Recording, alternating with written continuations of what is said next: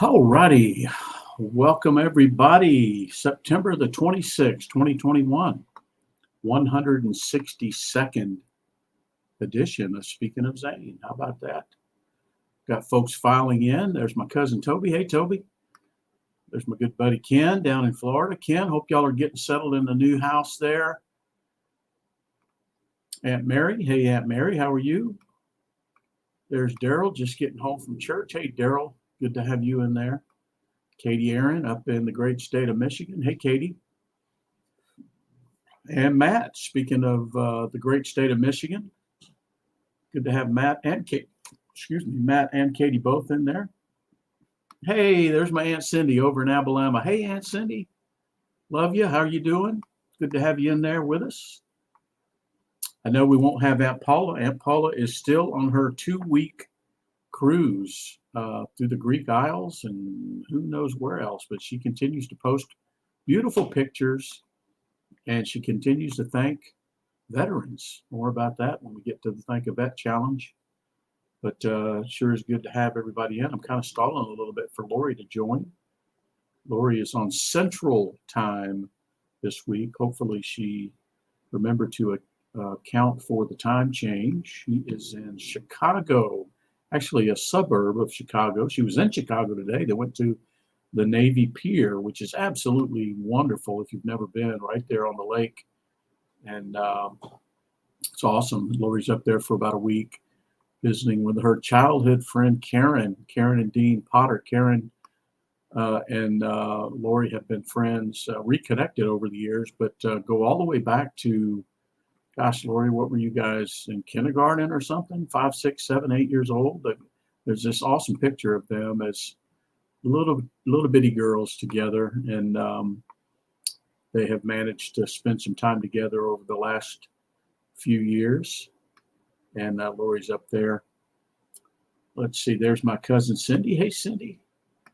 Cindy is my dad's sister, Betty's daughter. Cindy.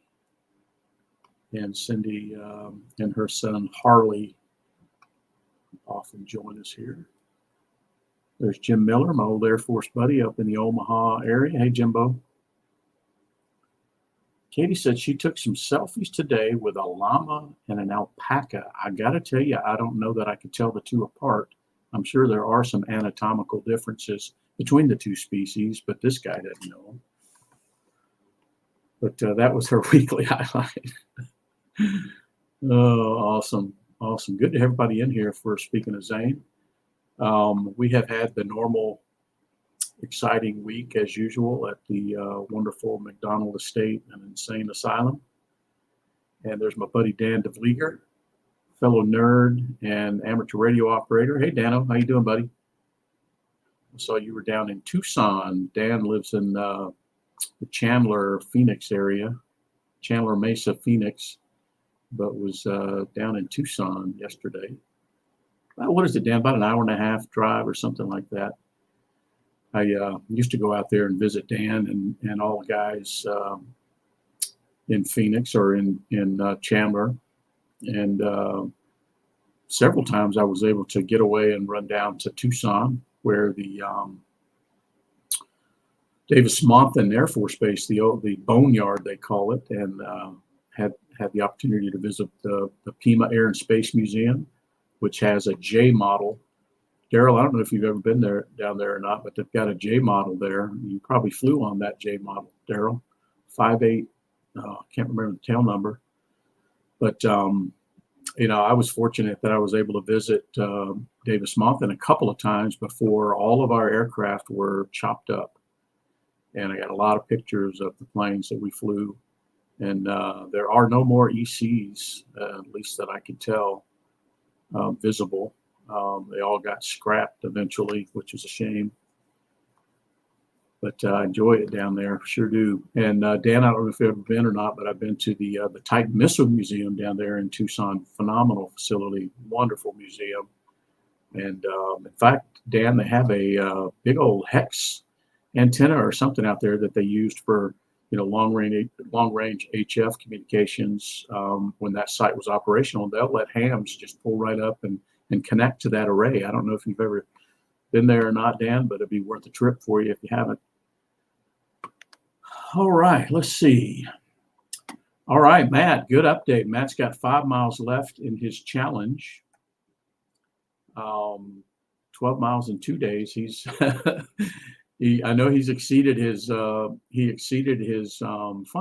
effort with the challenge, and now he just had to finish the challenge, and got a little bit more to go. Congrats on that, Matt, raising awareness for veteran suicide, PTSD, and that's a great work that you're doing there. And thanks to all of you who are part of Speaking of Zane that contributed to that. Good stuff. Yeah, you're right, Dan. Yep. Good stuff. Ken, you've been there. Okay, good. So you know what I'm talking about. Okay, all right. Let me tackle these one at a time. So Dan knows what I'm talking about with the antenna there. Ken has been there as well. I had an absolute blast at that museum, even though my time on the Looking Glass was already in the Minuteman missile era. That was after the Titans, were decommissioned, but still same concept, same consoles, and even the same type of antenna, UHF antenna that we used. You can see that UHF antenna out in the yard there. But amazing. Let's see. Daryl said 057, yeah, but he never flew on that one. Okay. Gotcha. There's Doc Collier, my colleague, who I had a chance to spend a little time with in a meeting that we both attended this week. Hey, Doc, how you doing, pal? Good to have you in there. I appreciate you stopping by every now and then. Yeah, Jim, I do too. I've been to the Air Force Museum and the Smithsonian a couple times each, 3 times for the Air Force Museum, but who's counting? And neither one have a looking glass, and it's a shame. It really is. Let's see. There's Brenda Lusk up in Michigan. Hey, Brenda, how are you? Hope you're settling in. I know you moved recently, if I recall. Okay, let's see. All right, I was kind of waiting on Lori to join. Lori, if you're there, post something in the chat there. If you're not, I understand she is making the most of her visit with Karen and Dean up there, and they might be out and about doing some things, but that's fine. Well, let's see. What do we got going here? Some happy birthdays are in order. Our little grandson, Gavin, he's one of our inherited grandsons. He's the son of Abby and Will, and he lives up in Virginia with the others. And what did he turn, 6 or 7? He's the same age as Paisley. They're in the same grade anyway. So happy birthday to Gavin. And then my mother-in-law, Carol, who's usually here with us, celebrated her 74th. She's a young mother-in-law. She has an interesting story, but it was her birthday this week. Happy birthday, Carol. She's been my mother-in-law for 37 or so years. Neither one of us has killed each other yet. So there you go. And then her daughter and Lori's sister, Cindy, who's my age, had a birthday this week as well. So a lot of birthdays this week. Let's see. It was also Gold Star Mother and Gold Star Families Week. And today is actually Gold Star Mother's Day. So, wow, can you imagine a mother losing her son or daughter in combat? And it's just incredible. And hearts go out to our good friend Kelly Kowal, who you guys have all met. She's been a guest of ours here, and she had. If you've never read Kelly's story, you really need to get the book. You can read it in one sitting, and it's all about. She's writing another one right now, but it's all about losing her son Corey, and talking about how he was instrumental in her.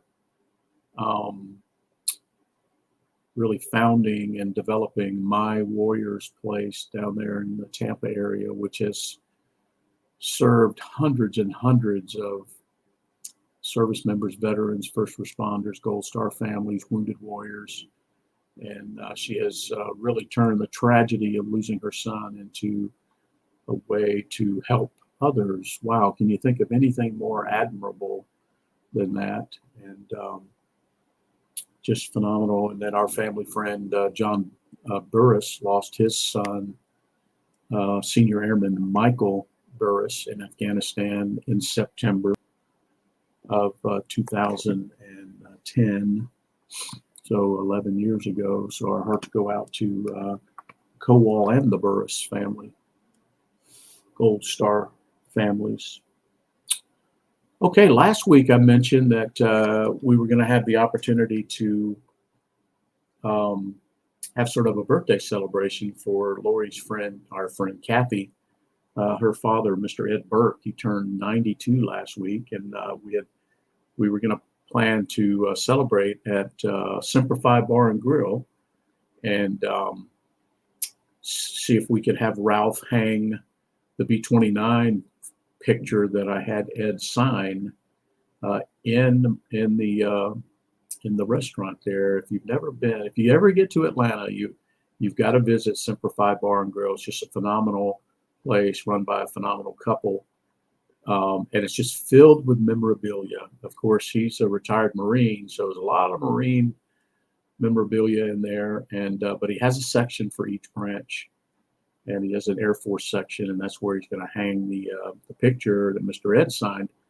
Well, turns out I called to ask Ed, when might be a good time for us to do that, and turns out he and his wife Carrie were out of town all last week. They went down to Florida, I think. I saw some pictures of them on the beach. So, but he said that's a great idea. He's happy to do it, and we'll do it when he returns. Maybe even this coming weekend. We'll see. But I'll keep you up to speed. We'll take some pictures. But Mr. Burke's just a character, great guy, 92 years old, and he got to cut the cake at the Air Force birthday there last week. You may remember me mentioning that. All right, what else is going on? What else happened this week? Oh, we had I've mentioned this several times because I really love it. We have at work, we got somewhere between 7,500 and 8,000 employees all across the world at the company I work for. A relatively small company, but about a third of the business that we do is with the federal government and the military branches and stuff. So we got a lot of veterans that work for our company. Well over 500 of our 7,000 employees. And so we've got a lot of companies. We have an employee resource group. That's a group, where you have some sort of affinity. And we created this group for the veterans of our company, to have a place to, talk with each other, share things with each other, mentor each other, do different charitable activities and stuff as a group. And we've been pretty active over the last couple of years. And our founder felt so strongly about the potential impact on some of our veteran employees about the recent events in Afghanistan that he sent out a really heartfelt message to the company. I mentioned it a couple weeks ago, but that spawned us really deciding to do some what we call listening tours, and just set up meetings for veterans or anybody to come and talk about the situation in Afghanistan and the impact, and find some resources that are available. And we did a couple of those, and they were very well attended. And we had a sort of a desire. More people had a desire to have another one that either couldn't make it or whatever. So one of the leaders at our company happens to be a retired 3-star general, if you can believe it or not. He called me up and said, "Hey, would you host this listening session for us?" And I said, "Yeah, I'd be happy to." And so I did that on Thursday, and wow, just phenomenal attendance, first of all, and just a great opportunity for people to share. Several Afghanistan veterans to share their experience and what they're feeling. And we had my friend Jamie on there, who lost her cousin JP in Afghanistan, and she shared his story. And a couple of West Point grads shared their story about their time in Afghanistan. And it was just a phenomenal, session. I felt honored to be sort of facilitating it. And we had a gentleman join that's a program manager for our company, and we sort of went around the room and had everybody introduce themselves and where they work at the company, and what their connection is to the military or whatever. And this gentleman joined, and I said, I'm originally from Iran, and my family and I fled Iran because we were religiously persecuted, and members of my family were killed by the regime and this and that. And he just really broke down, and just he really couldn't continue. I mean, he said, I feel so bad for the folks we left behind. And he said, I know exactly what they potentially going through, because me and my family went through it. And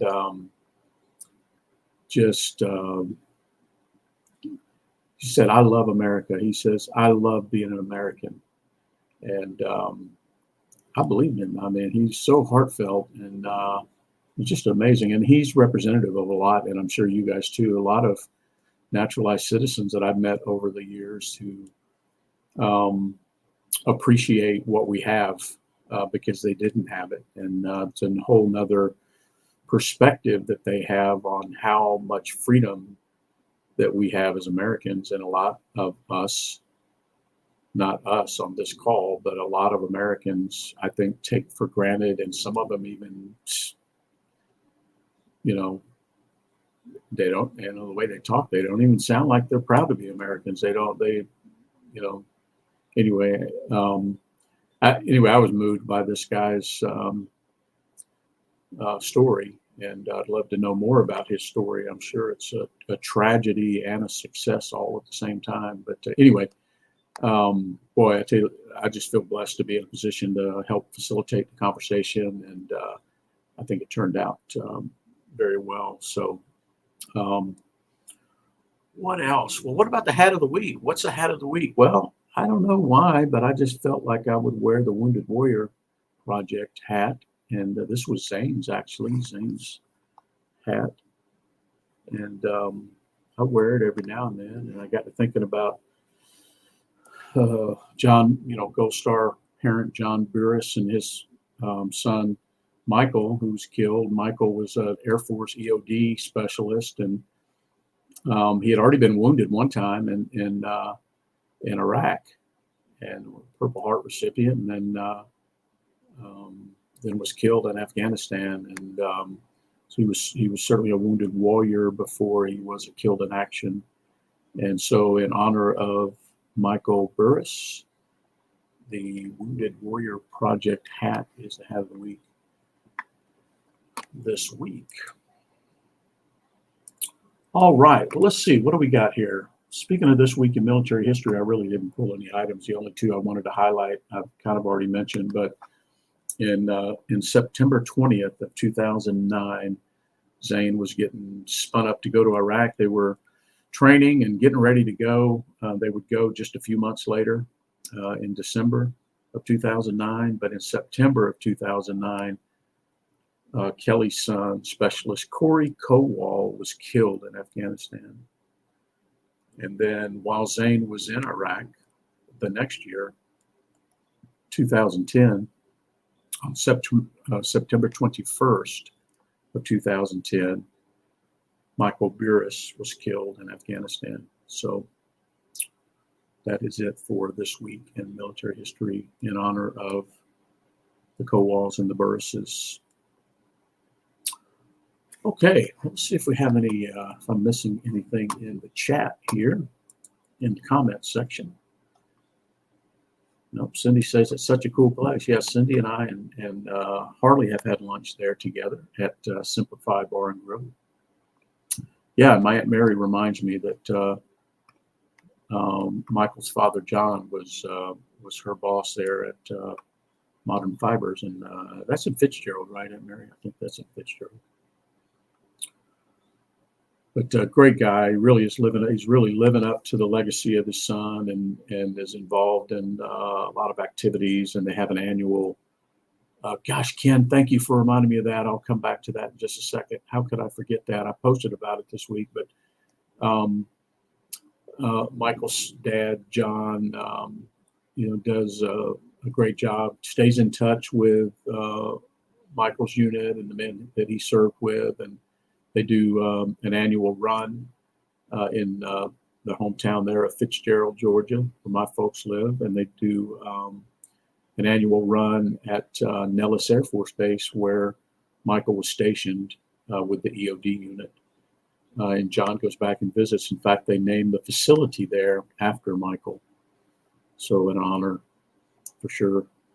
And Ken mentions, how could I overlook this? But 26 years ago, an E-3 Sentry AWACS plane under the call sign of Yuckla 27, carrying mostly American airmen, but also at least one Canadian airman, crashed on takeoff in Alaska.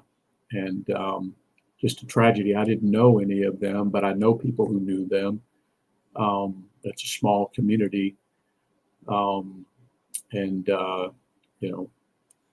thoughts and prayers certainly are continue to be with their families, as I'm sure they're still grieving every single day at the loss of their family members. And Ken has actually visited the memorial that they have set up there in Alaska in memory of Yuckla 27.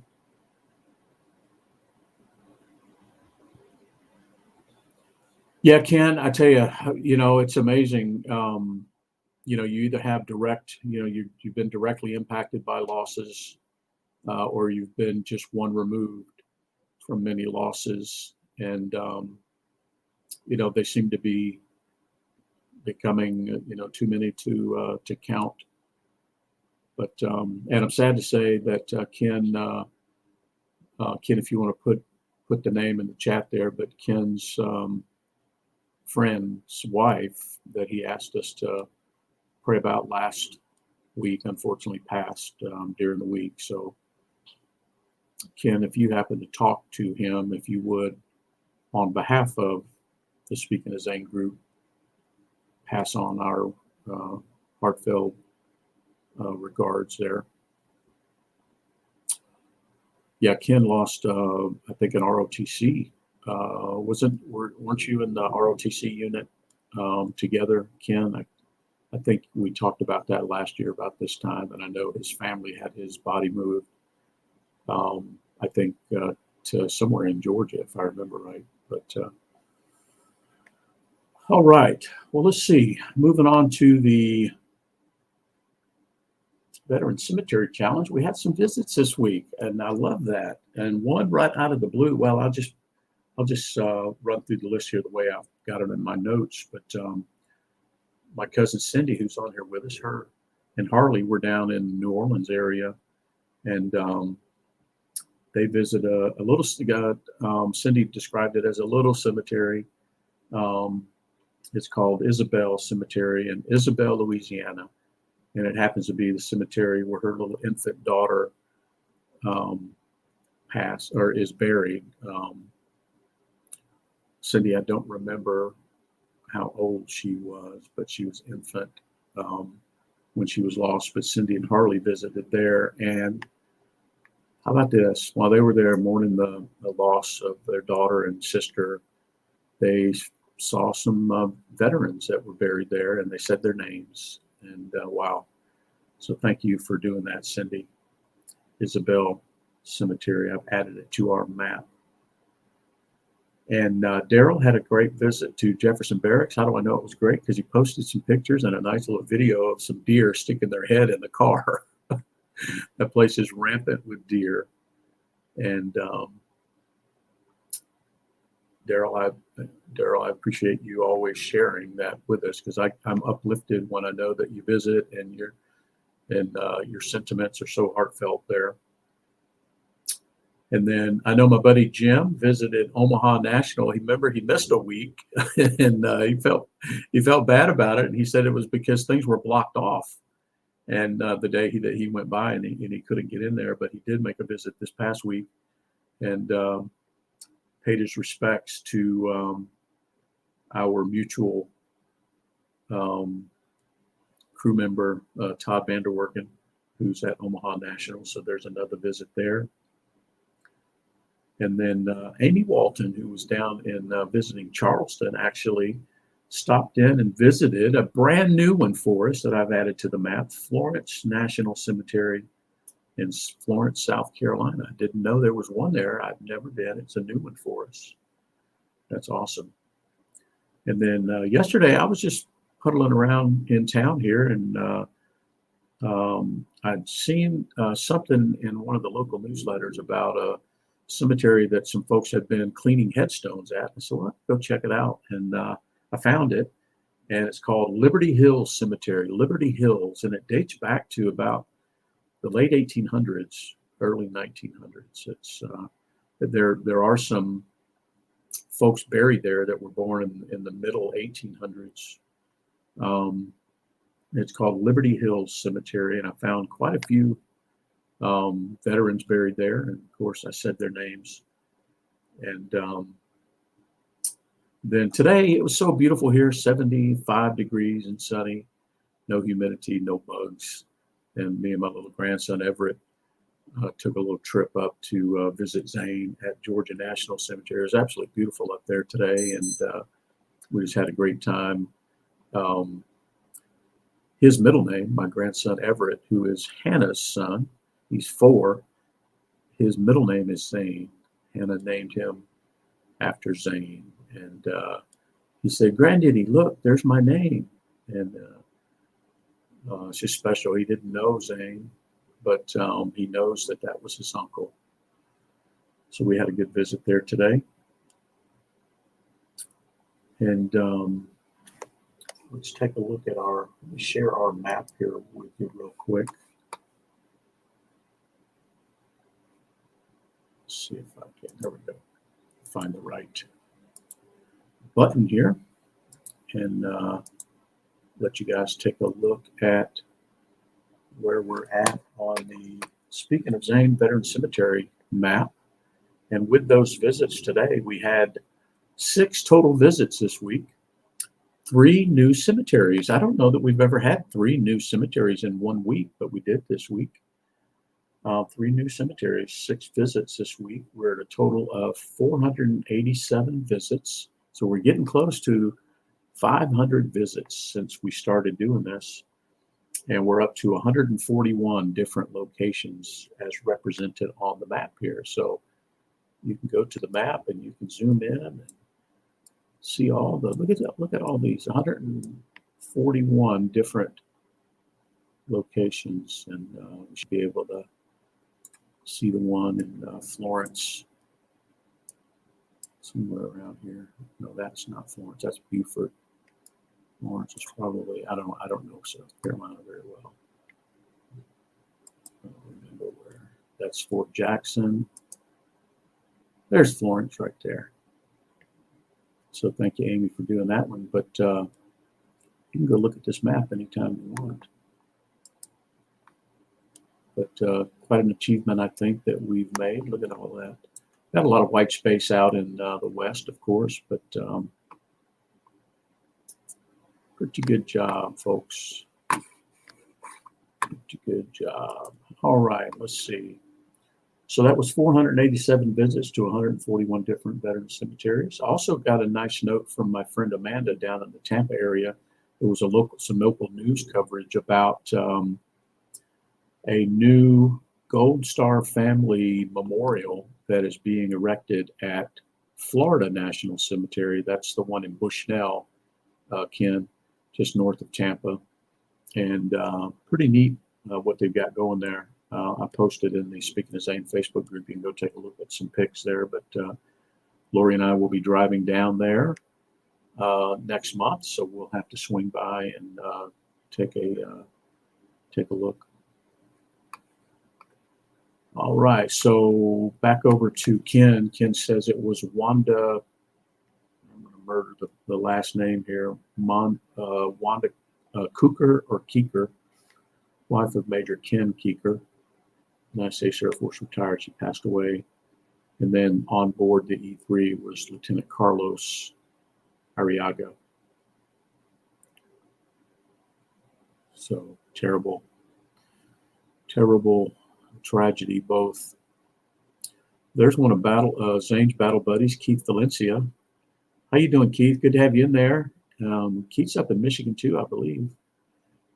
Hope you're doing well, pal. I was thinking something made me think of you earlier this week. I don't know why, but I did. I hope you're doing well, pal. If you ever need anything, give me a holler. But good to have you in there.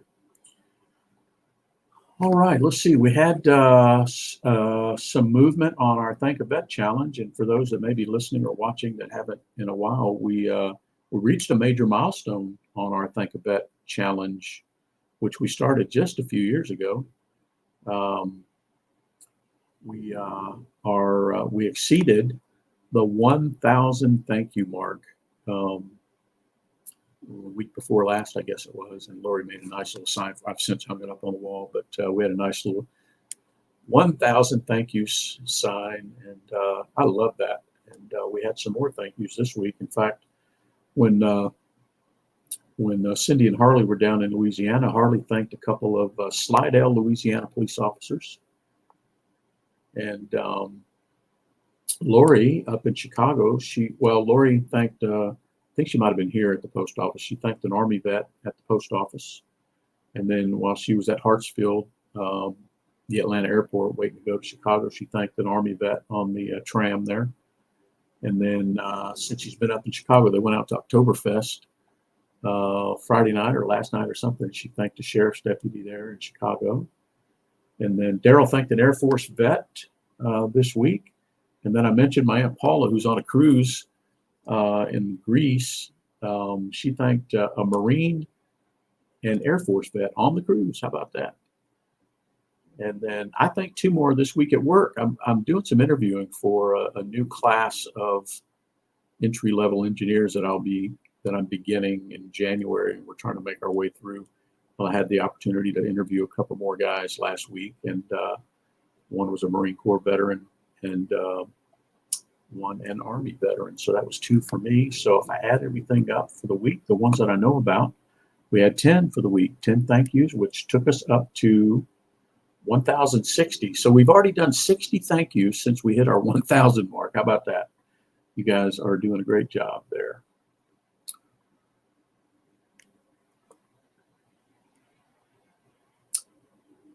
Yeah, Keith, I'm sorry to hear that, pal. Give me a call if you ever want to chat, that's for sure. And I know there's some of my buddies on here that would offer the same thing. I'm a good listener, I'll tell you that. Sometimes I like to talk a lot, but I can stop and listen, that's for sure. So if you ever want to chat, just let me know. I was watching, gosh, what was it now? Our buddy Aaron Bartles up in Michigan that does that great work for the VFW up there and the Running to Honor 5K. The Aarons introduced me to them. We've had him on the show here, and we've participated in his run a couple years running. And he does great work up there. And he the 22nd day of every month, he goes out on a street corner there. And I forget which little town he's in, but he holds up a sign that says, what does his sign say? If you were looking for a sign not to kill yourself, this is it. Clever. And he does that every 22nd of the month. And he told a very nice story about a young lady who was right at the end of her rope, and she stopped and talked to him, and she's still with us. So he's making a difference there. But he gets on every now and then and just talks about what he does there. And he just had a great line that I remembered from last week. I'll paraphrase it. But he said, he says, life sucked. Life sometimes sucks, but tomorrow is worth living for. Life sucks, but tomorrow is worth living for. And he's right. He's right. All right. Well, let's see what else we got here. Organizations. I mentioned Matt. Matt's doing great work there. Keith, I don't know if you've been following him or not, but Matt's running. Matt, how many miles are you running? Matt took up a challenge to run some number of miles and raise some money, and he hit his goal on the fundraising, and he's about to hit his commitment to the number of miles that he's run there. So that's, I think, in affiliation with the Mission 22 organization. And then I already mentioned My Warriors Place once. I mentioned it probably every week because it's become such a, I don't know, it's become a love of ours, and we've fallen in love with Kelly, the Gold Star mother. And anyway, my work, I have a bunch of vets at work, and we're going to go out there and do another work day on the property. And Lori and I are going to go down the week of October, it's 17, 18, 19, something like that. And we're going to spend the week down there, and looking forward to seeing her. And and I forgot to post about this, but we are going to do another Veterans Day 5K like we did last year. You can do it anywhere in the country. I think it's $30 registration. You get a nice shirt and everything. I'll post some information about that if anybody wants to join our team.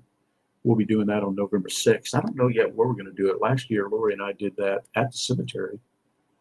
You're not supposed to, but we walked. We didn't run. We walked. But anyway, I'll let you guys, I'll post that so you have that information if you want to join us. And then before you know it, Reach Across America will be here again. So we'll create another team there for that.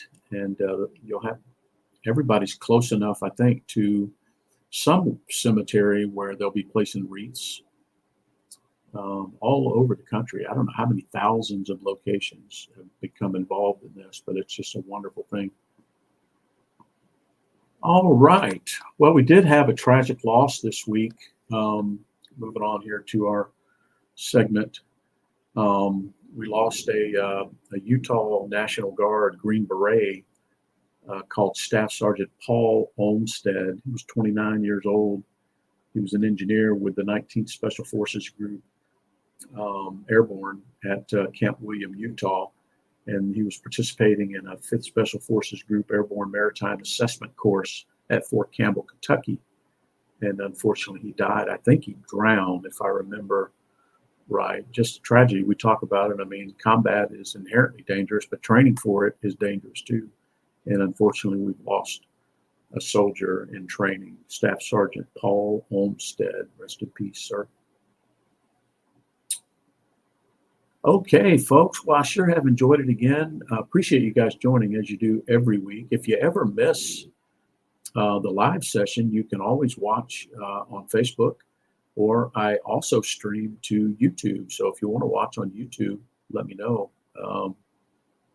I can give you the my YouTube channel, or search Speaking of Zane, or search Guy McDonald, and you'll find all of the Speaking of Zane episodes there. You can go back and watch them if you'd like to. Well, not all dating back, but on YouTube, probably the last several months worth on YouTube. I didn't start streaming there until recently, but if you ever miss and you want to catch up on what we've got going on here, you're welcome to go watch it on Facebook or YouTube.